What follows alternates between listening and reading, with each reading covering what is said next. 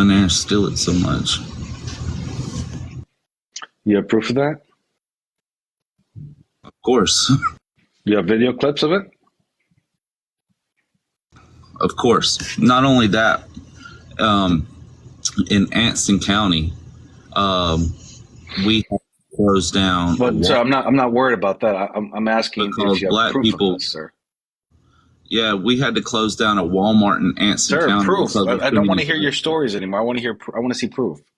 Proof what? So you have no proof. Okay. So don't say you do when you don't. All right. Oh, community guidelines. Perfect. See, sir, when you come up here with that bullshit hate, you get a community guidelines. You get a community guideline.